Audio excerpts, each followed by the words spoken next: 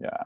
I was wanting to ask you, I was bringing it up on this other screen. I was wanting to ask you about your Instagram, but I noticed your company's Instagram is different than your personal Instagram. So I don't know if your personal is actually public. My personal is public. Yeah, it's all my all my photography. Yeah, I was wanting to hear some stories about some of that because every once in a while I'll scroll through my feed and go, oh, there you No, go. Okay, this stuff, right? yeah, This is yeah. what we're talking about. Yeah, that's my personal one. That's my, like I said, I go out and do street photos, and then I have my Beanbox Studio, which I need to work on more. I don't think I published something to that one in probably 6 months or so. Really. But what were you asking? Well, what I was wanting to know is like here I'm gonna share this to see what happens. Let's see. Can you see it? Okay. Yeah, I can see it. It looks good. Okay. Okay. I just wanted to get a few. Like I'm gonna zoom in, or can I? Can I do it? Does it allow me? Yeah. Okay. I was wanting to do. I was wanting to get a little bit of stories on some of the more wackier ones, or if you could Yeah, give me an tell enlightening. me, pick and choose Huh? whatever you want. Pick and choose whichever one, and uh, I'll tell you the story. Okay. There's so many good ones. And then yeah, I don't know. Like now, this reminded me of L.A., but it wasn't. Where was this? Was this in Times Square? That is Times Square.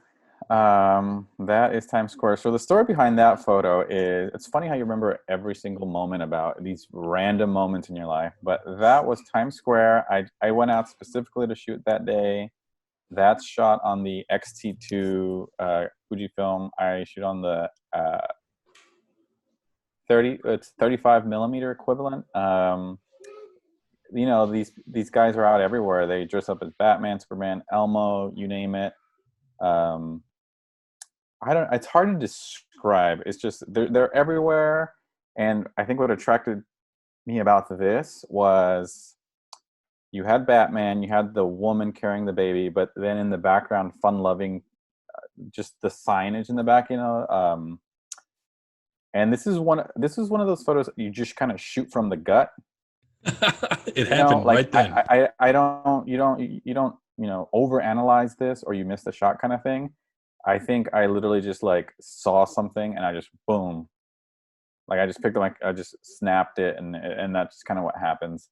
And a lot of shots are like that, and then other shots are, well, in street photography, it's really hard to compose anything because you're always you just have to go. You see something and boom, you just have to shoot. But this was more of a composed shot. I probably have like me and everyone there, as you can see, probably has like 50 shots of this guy. This was no pants day on Okay, the okay. subway. Um, so one day a year, I think other cities do this too. One day a year in New York, I never know when it is because it's always a surprise. But one day you wake up, you get your cup of coffee, you have breakfast, you're groggy or whatever, you get on the train, and everyone's in their underwear. And that's what this was. That's crazy. And this is Union Square. I got off at Union Square. I said, okay, you got to shoot your no underwear photos, whatever. Um, and this was just some dude. You can see his clothes there on the floor behind him. He was just like some construction worker or something. He just took off his clothes and was just like twerking and dancing. Well, there's And that's, music. I guess people are playing music and stuff. yeah, he was, see that drummer in the back left, Okay. the bucket drummer. Yeah. He was just doing probably some really like cool beat or something. And people were just jumping in and doing their thing. And yeah, just that's one of the ones where you can compose and just shoot and walk around and do whatever you need to do. Just awesome, awesome photos. Of course, I'm going to pull out the strange ones because I just think I want to, These because are there all was a filmed. few when I came across, I was like, I got to know the backstory of this. Yeah. Did you actually have her pose for that? That was a pose one. That was the, that was shot with flash. Yes. So that was when I should do this more. I wanted to go out and shoot street photos with flash, which creates a very different look. I don't know if you're familiar with Bruce Gilden. No. If you look at his work, you'll see the inspiration behind this photo. This is nowhere close to anything he would do, but it's just walking up to people or things happening in the street, and you shoot with I have it around, a hand flash, and it just creates this very like crisp, vibrant colors, frozen action kind of Yeah, look to put it. that. Yeah, like you have put the sun behind her. Bam, right? Yeah, you can see the flash in her glasses, but her, I actually stopped her and asked her, "Hey, can I take your photo?" Or I said something along those lines, and then I think I took like 6 or 7 pictures of her. And then she gave you your number. Instagram, probably, yeah, Instagram.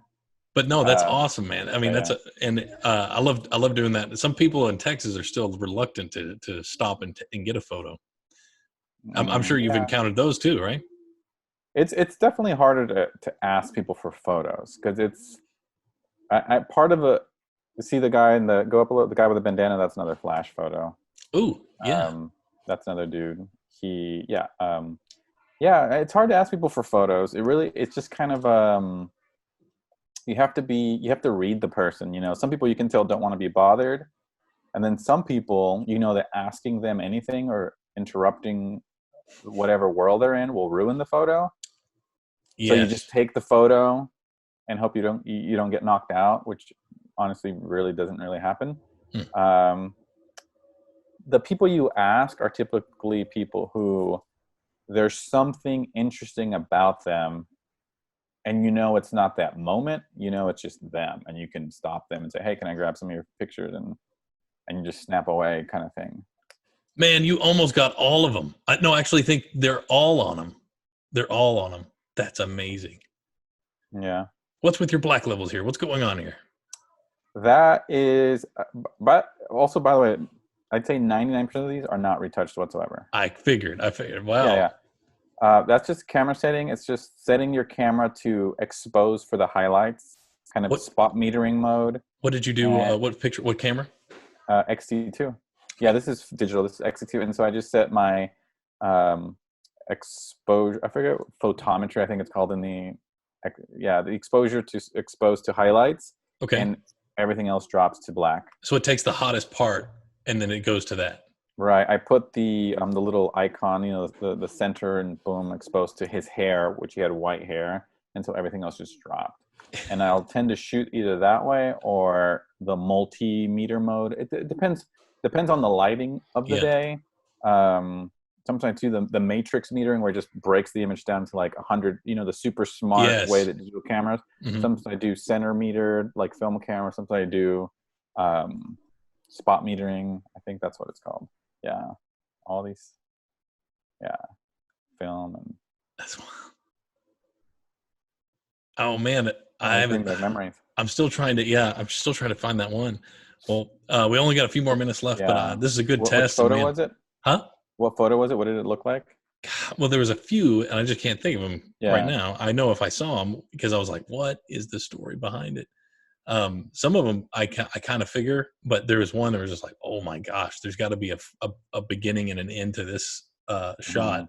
that I didn't know because it's just so there." But man, it must have been a while back.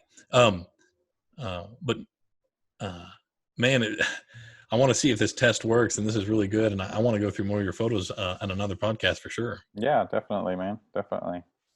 Well, cool. Well, I'm gonna stop this video and get to the kids. I hear them yapping in the back. And how's your Yeah. kids doing?